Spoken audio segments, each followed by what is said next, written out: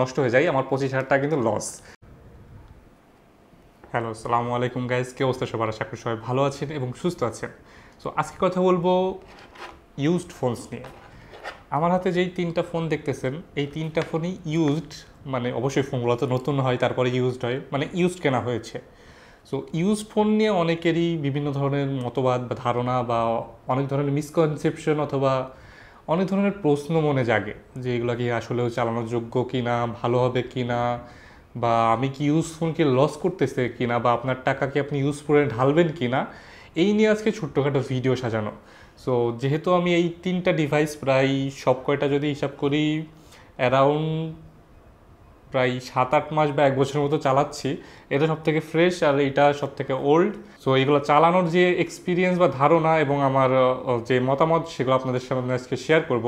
So যারা use phone নিয়ে concern বা ইউজ ফোন কিনতে যাচ্ছেন, তারা অবশ্যই ভিডিওটি শেষ পর্যন্ত দেখবেন আশা করি। তো চলেন ভিডিওটা শুরু করা যাক।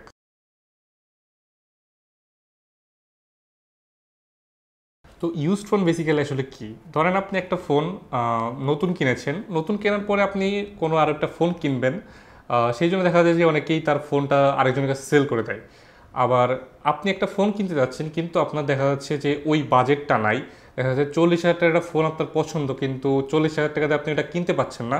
কিন্তু আপনি সেকেন্ড হ্যান্ড বা ইউজ মার্কেটে কিন্তু এটা 25,000 থেকে 30,000 কন্ডিশন ভেদে আপনি পেয়ে যাবেন। সো মোটামুটি এইটাই কিন্তু ইউজডের ন্যাচারাল সিনারিও।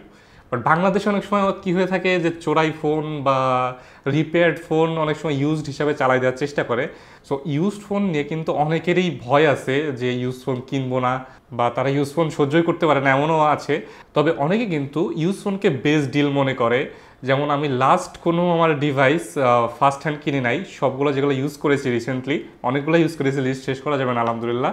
তবে লাস্ট কোনো ফোন আমি ইউজ কিনি নাই। এর কারণটা আসলে কী?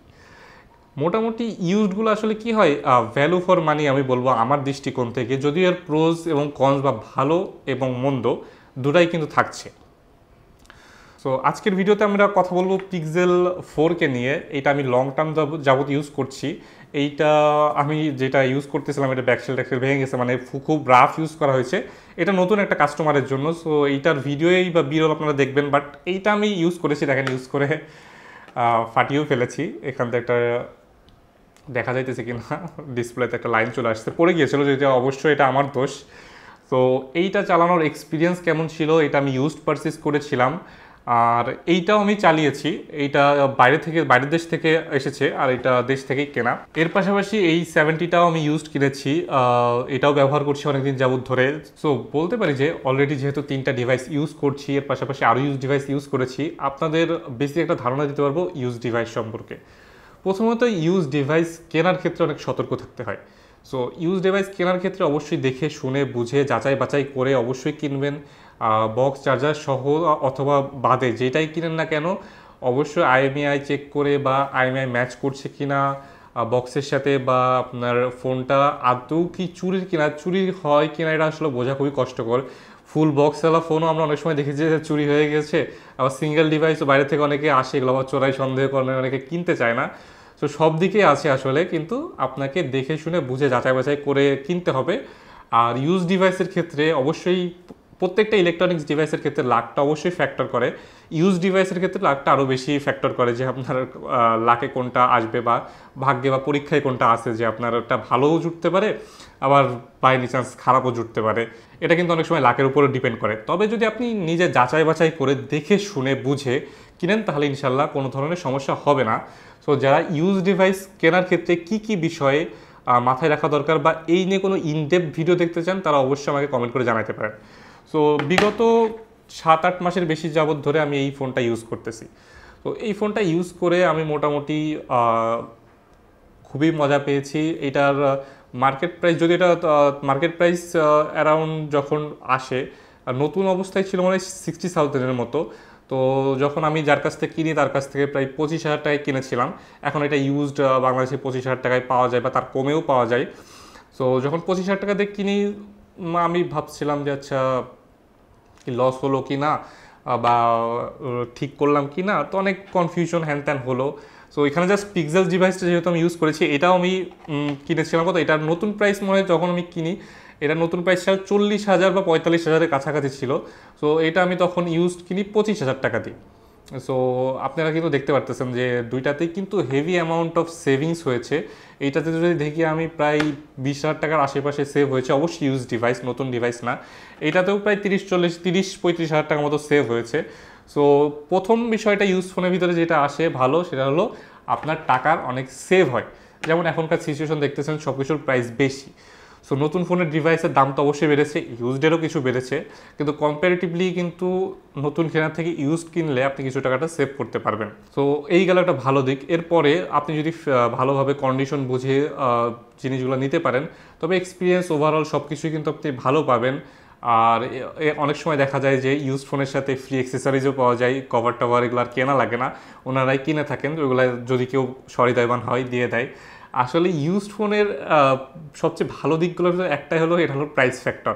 এবারে কিন্তু খুব ভালো দিক তেমন নাই। ভালো দিক বলতে আসলে কি, প্রোজের ভিতরে কিছু নাই, কনসের ভিতরে আছে। যদি আপনি ঠিকভাবে যাচাই বাছাই করে কিনতে না পারেন, তাহলে কিন্তু ড্যামেজটা আপনাকে নেওয়া লাগতে পারে। লাইক যদি ধরেন এই টাইম 25,000 টাকা দিয়ে কিনেছি, এটাতে কোনো সমস্যা বা মাদারবোর্ডে কাজ করা আছে বা কোনো সমস্যা হলে ফোন যদি নষ্ট হয়ে যায়, আমার 25,000 টাকা কিন্তু লস। সো আলটিমেটলি যেখানে আমার 15-20,000 টাকা সেভ হলো, সেখানে আমার 25,000 টাকা কিন্তু লস হয়ে গেল। সো এইটা হলো কনসের ভিতরে। প্রোজ আর কনস এটার একটা দুইটাই আছে। একটা জিনিসই বলবো যে আগের যেগুলো ফোন ছিল সেগুলোর একটাই ল্যাকিং ছিল, যে আগে কিন্তু ফাস্টার চার্জিং ব্যাটারি টেকনোলজি ছিল না। যে আগে কিন্তু 18 ওয়াট পর্যন্ত আমরা ব্যাটারি ফাস্ট চার্জিং দেখছি, এখন কিন্তু 65 watt, 100 watt, 150 watt, 200 watt, 1000 watt, বাই ওয়াটের উপরে ওয়াটের বন্যা বয় দিতেছে। কিন্তু তখন কিন্তু ছিল না। সেক্ষেত্রে কিন্তু আপনার ফাস্ট চার্জিংটা আপনারা অনেক সময় ইউজ ফোনে মিস করতে পারেন। তবে আবার OnePlus কিন্তু প্রথম থেকে দিয়ে আসতেছিল, এটাতে কিন্তু 30 ওয়াটের ওয়ার্ড চার্জ আছে, এবং চার্জিং ব্যাকআপটা কিন্তু আমি বলবো যে একটু কম। সো এই ভিডিওটাতে আমি জাস্ট নিজের এক্সপিরিয়েন্সই শেয়ার করতেছি, অনেকের কাছে ভিডিওটা আনইউজুয়াল মনে হতে পারে, এবং আমার কথা শুনে হয়তো মনে হইতেছে যে আমি ইউজ ফোন দ্বারা সোল্ড আউট হয়ে গিয়েছি, যে ইউজ ফোনের উপরে অতিরিক্ত আস্থা চলে এসেছে। আসলে তা কিন্তু না। ইউজ ফোন কিনতে যেয়ে কিন্তু আমি ধরাও খেয়েছি। ধরা খাওয়া বলতে কি, আমি একবার ফোন কিনেছিলাম, সেটা চেকিং করতে পারি না ঠিক মতো, এরপর কারণে আমাকে মানে পুরো 30,000 টাকারই বাস লেগে যায় আমার। সো ইউজ ফোন নিয়ে ভালো এবং খারাপ আমার উভয়ই অভিজ্ঞতাই কিন্তু আছে। সো আপনাদের জন্য আমি কী সাজেশন দিব, যে ইউজ ফোন আসলে কিনবেন কি কিনবেন না। আপনারা ইউজ ফোন কিনতে পারেন, কারণ যদি বাজেট যদি শর্ট থাকে, তাহলে অবশ্যই ইউজ ফোনের থেকে বেটার ডিল আপনাদের জন্য কিছু হতে পারে না। তবে অবশ্যই চেষ্টা করবেন ট্রাস্টেড সোর্স থেকে কেনার।